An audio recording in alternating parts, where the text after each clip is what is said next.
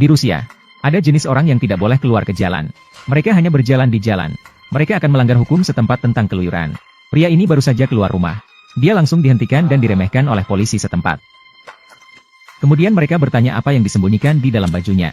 Pria itu tampil dengan percaya diri. Dia menunjukkan senjata pahlawan dengan 499 poin. Pisau militer Nepal. Polisi langsung panik ketika melihat ini. Mereka langsung menjadi tegang. Mereka segera mengambil senjata mereka dan bersiap-siap. Setelah pria itu menyerahkan pisau tersebut, mereka langsung memasangkan borgol ke tangannya. Lalu dua polisi kecil melihat sekeliling yang sepi. Mereka mengeluarkan tongkat polisi dan menyerang. Tanpa mereka sadari, pria ini tidak biasa. Pria ini dengan tenang menghindari dua serangan dan menangkap mereka. Dia membuat polisi berwajah besar itu merasa malu.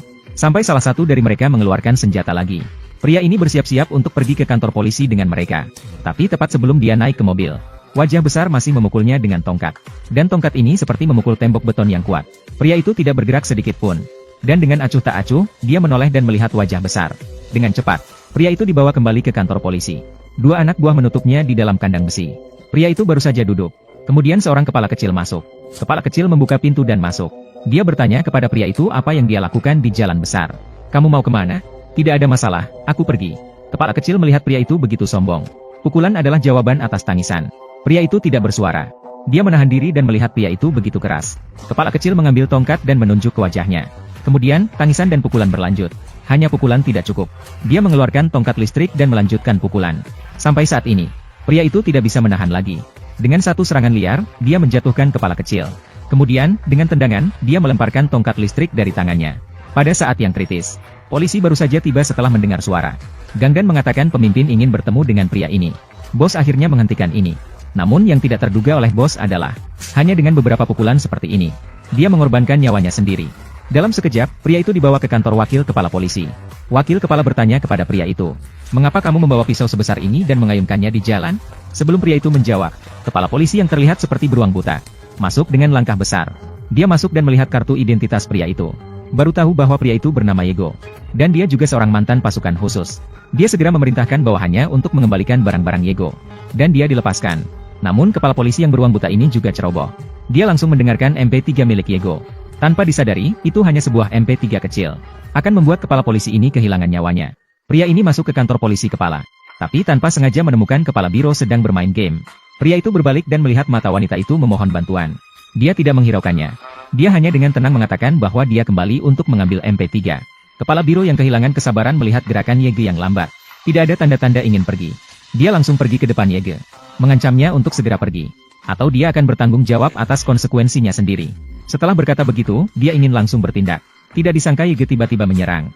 Satu tangan menahan cakaran kepala biro. Dalam suara keras.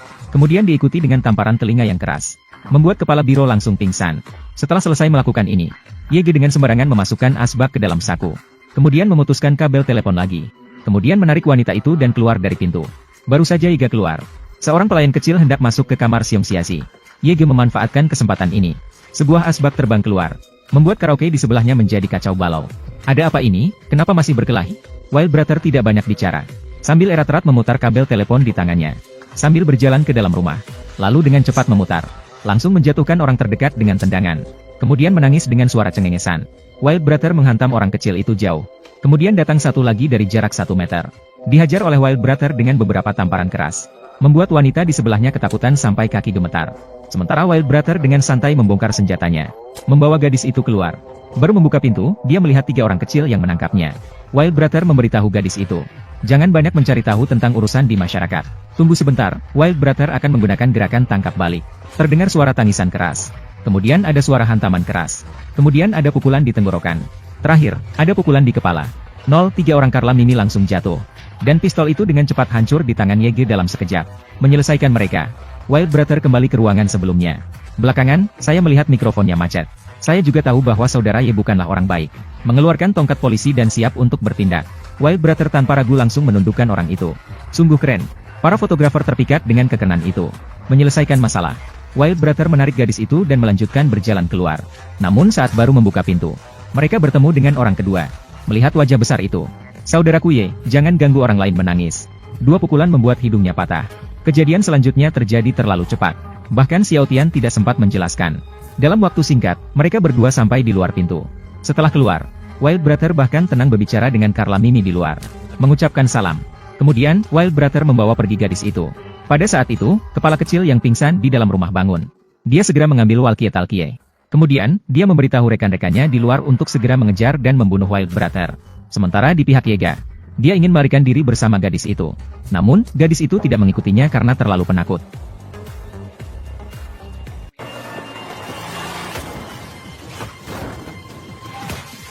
Pria itu mencuri sepeda motor polisi, hanya untuk naik gunung dan makan barbecue. Polisi di belakang Xiaoka melihat ini. Mereka segera mengejar dengan mobil. Mereka pasti ingin menghancurkan tubuh Wild Brother. Yega berlari cepat di depan. Kepala kecil di belakang menembak dengan gila-gilaan. Wild Brother dengan keren menghindari 666 peluru. Polisi terus mengejar dari belakang. Setelah sedikit berpikir, Yega, dia langsung melompat dengan mobil dan dirinya sendiri. Kemudian mendarat dengan mantap. Di atas, si kecil dengan tangannya memegang pistol atas 47. Sedikit tembakan. Peluru habis dalam beberapa tembakan. Sementara itu, Wild Brother mengambil kesempatan sebelum dia mengeluarkan pistol. Bersembunyi tepat waktu di belakang perlindungan. Kepala kecil melepaskan beberapa tembakan tapi tidak mengenai. Yega berbalik dan naik ke alat penggali. Langsung menekan mobil polisi di depannya. Toto kecil sedikit panik saat melihat ini. Memerintahkan anak buahnya untuk segera mundur. Kejadian kebetulan, mereka baru saja mundur ke persimpangan jalan. Tiba-tiba ditabrak oleh truk yang melaju kencang.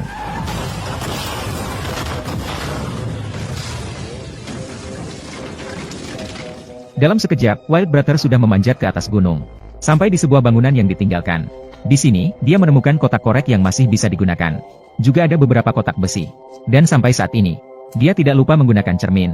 Melihat kecantikan dirinya. Kemudian dia menemukan beberapa tali dan paku. Wild Brother mengikat paku dengan tali ke tongkat kayu. Membuat beberapa tombak sederhana. Lalu menyembunyikannya di pohon-pohon yang berbeda. Sesuai dengan rute yang telah dia teliti sebelumnya. Wild Brother memilih beberapa batang kayu yang lurus. Dia membuat beberapa perangkap dengan mengasah ujung pisau. Tidak lama kemudian, Wild Brother melihat sebuah pondok kecil yang dijaga. Wild Brother membuka kunci pintu. Dia masuk ke dalam rumah. Di sini, Wild Brother mulai mencari dengan teliti. Barang-barang yang bisa digunakan di dalam ruangan. Yang paling penting adalah, Wild Brother menemukan sebuah terowongan bawah tanah di sini. Dan itulah lorong rahasia ini. Menyelamatkan nyawanya di belakangnya. Layar berubah. Sudah menjelang senja. Wild Brother duduk di tanah sambil mendengarkan MP3. Diam-diam menunggu kedatangan musuh.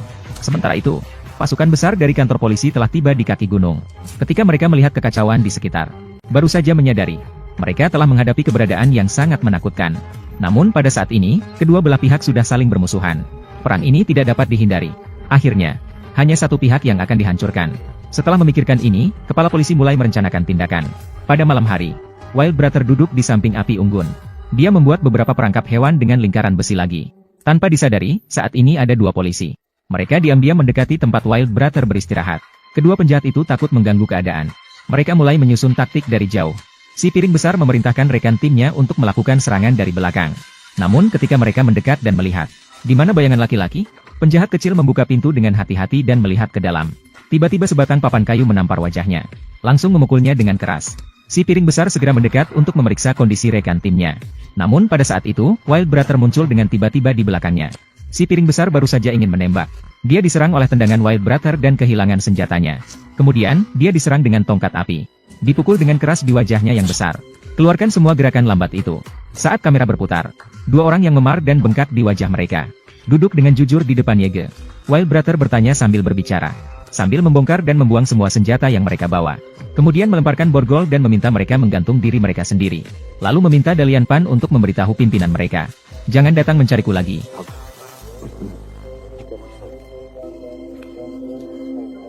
Keesokan harinya, saat polisi akan melakukan aksi di bawah gunung, Xiong Xiazi menyadari kehilangan dua anggota tim. Dia segera mengatur semua orang untuk membawa senjata dan siap beraksi. Tidak lama kemudian, mereka menemukan sebuah pondok kecil. Setelah mempersiapkan segalanya dengan baik, tiba-tiba, dua orang itu membuka pintu. Namun mereka menemukan dua orang karama yang hilang. Mereka duduk di meja. Setelah Dalian Pan diselamatkan, dia menarik pemimpin ke samping. Dia diam-diam memberitahu pemimpin untuk tidak mencari Yege lagi. Pemimpin bertanya padanya apa yang terjadi. Wajah besar ini adalah kekurangan yang jelas. Ini membuat pemimpin marah. Dia adalah orang yang keras kepala. Cepat, pasukan besar datang ke hutan untuk mencari jejak Yego. Yego melihat mereka dari jauh. Karama yang cerdik memutuskan untuk memberi mereka pelajaran. Tiba-tiba seseorang terjebak dalam perangkap yang disiapkan oleh Yego. Kemudian Yego menggunakan tombak sederhana yang disembunyikan sebelumnya. Secara akurat menusuk kaki orang lain. Terlihat jelas, Yego tidak ingin mengambil nyawa mereka. Pada saat ini, karama kecil yang lain sudah panik total. Dia mengambil nanas besar dan mulai menembak sembarangan. Yego melakukan roll ke depan untuk menghindar. Dia berhasil menghindari semua peluru. Detik berikutnya, Yego muncul di atas kepala mereka lagi. Dia mengayunkan lengan dengan keras. Dan lagi, sehelai handuk panjang. Hampir mengenai bahu salah satu dari mereka. Respon si kakek beruang juga cepat. Seketika dia menembak ke arah Wild Brother. Namun Wild Brother dengan lincah menghindari serangan tersebut dengan melakukan backflip. Dia dengan cepat melintasi hutan pegunungan. Seakan-akan seluruh hutan adalah halaman belakang rumahnya. Terlihat betapa akrabnya dia dengan lingkungan ini. Sementara itu, kakek beruang segera memimpin orang-orangnya untuk mengejar dari belakang tanpa henti. Namun siapa yang bisa menyangka? Burung liar yang mereka kejar. Saat ini dia sudah kembali ke tempat sebelumnya. Untuk menghadapi Karomi yang terpisah. Terlihat Wild Brother melompat besar dan berada di belakang seseorang. Dengan satu pukulan kuat dan teknik pegangan, dia berhasil menjatuhkan satu orang. Melihat situasi yang tidak menguntungkan, dia datang untuk melihat. Wild Brother mengayunkan tangannya dengan kuat, menekan orang tersebut ke pohon. Dengan pedang militer setinggi 1 meter, dia menempelkannya di leher orang tersebut. Memberitahu mereka untuk pergi secepatnya jika ingin tetap hidup. Layar berubah. Kakek beruang masih memimpin orang-orangnya dalam mencari Wild Brother. Terlihat bayangan hitam yang cepat berlalu. Apa ini?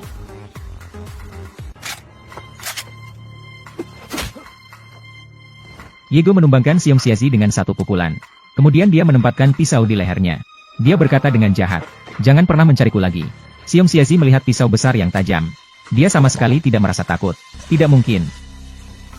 Benar-benar tidak mungkin. Mendengar jawaban ini, Yego merasa sangat kecewa. Setelah sedikit ragu, Yego masih belum membunuhnya. Dengan 2 tembakan, Xiong Xiazi terjatuh. Kemudian Yego berbalik dan menghilang di hutan. Yang tidak pernah terpikirkan oleh Yego dalam mimpinya. Kali ini harimau kembali ke gunung. Tetapi hampir saja nyawanya hilang. Layar berubah. Xiong Xiazi dan yang lainnya kembali ke markas sementara. Dan di sini datang pasukan khusus. Seorang pemimpin dengan kacamata hitam yang menyebut dirinya Emer Xie. Karena dia sedikit botak. Tujuannya datang ke sini adalah untuk meminta Xiong Xiazi segera kembali ke barisan. Pulanglah, kali ini tidak ada korban jiwa. Karena burung merpati liar sangat belas kasihan. Jika burung merpati liar mulai serius, mereka tidak akan bisa selamat. Xiong Xiazi mendengar ucapan merendahkan dari Tuan Xie. Marah besar. Hari ini saya harus menghadapinya. Tidak ada yang bisa mengatasinya. Tuan Xie mendengar perkataan ini. Hanya bisa menghela nafas. Mendengar perkataan ini, Xiong Xiazi tidak menghiraukannya. Dalam sekejap dia memanggil helikopter. Xiong Xiazi melihat Yege di tanah dari atas langit. Seperti menggoda kucing yang bermain-main dengan tikus. Sementara Yege melarikan diri dengan gila-gilaan di hutan. Setiap tembakan Xiong Xiazi tidak mengenai sasaran dengan tepat. Dalam sekejap Yege melintasi sungai. Melalui hutan. Akhirnya melarikan diri ke tepi jurang. Setelah ragu sejenak, burung merpati liar memutar kepala dan menatap tajam ke arah si buta beruang. Dengan berani melompat langsung dari tebing. Saat burung merpati melompat dari tebing, si buta beruang mengenai bahu burung merpati dengan tembakan. Dan burung merpati berguling-guling lebih dari 300 kali. Jatuh langsung ke dalam sungai. Namun setelah burung merpati turun, ia tidak muncul lagi ke permukaan air. Si buta beruang khawatir. Mengendalikan pesawat helikopter berputar-putar di atas permukaan danau selama setengah hari. Sampai dia yakin bahwa burung merpati telah mati. Baru kemudian memerintahkan helikopter untuk kembali. Tiba-tiba berubah pemandangan. Di hilir sungai, burung merpati yang terluka parah ditemukan oleh seorang kakek. Kebetulan kakek ini adalah kakek dari gadis yang diselamatkan oleh burung merpati. Gadis itu melihat burung merpati terluka parah. Tiba-tiba merasa bersalah. Dia membantu merawat luka burung merpati. Dia kemudian menyembunyikannya. Pada malam itu, Yego bangun. Yego agar tidak mengganggu keluarga gadis itu.